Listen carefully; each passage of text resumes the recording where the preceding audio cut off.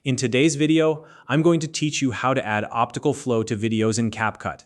Whether you're working on a cinematic masterpiece or just trying to make your footage stand out, smooth, slow motion effects can add a dramatic and polished touch to your project. CapCut makes this process simple and beginner-friendly, whether you're editing on a tight schedule or just starting to explore video editing. By the end of this tutorial, you'll know exactly how to slow down your clips, apply optical flow for seamless motion, and create professional-looking results that take your video to the next level.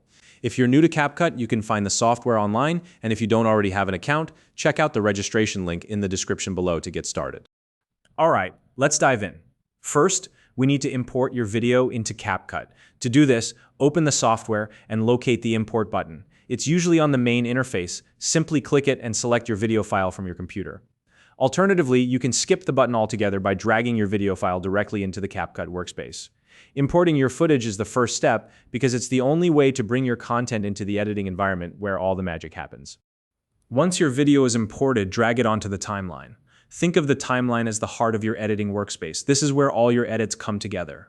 Without placing your footage here, you won't be able to make any changes to it. So, make sure your video is sitting right there on the timeline before we move on.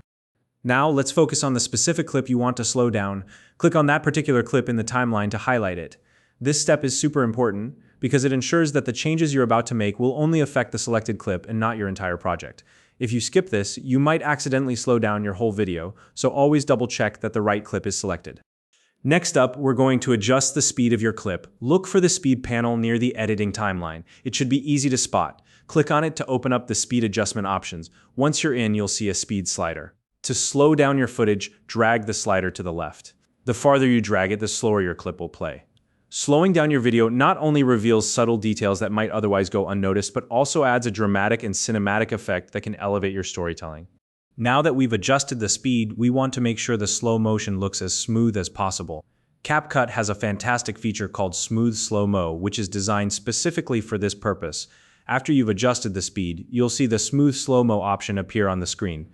Go ahead and click on that. This tool is great because it helps reduce choppiness in the footage, which can sometimes happen when you slow down a clip.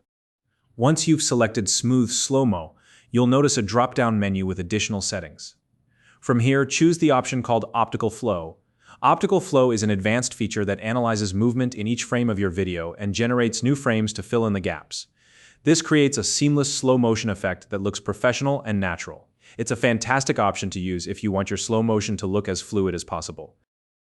With those settings applied, CapCut will begin processing your video.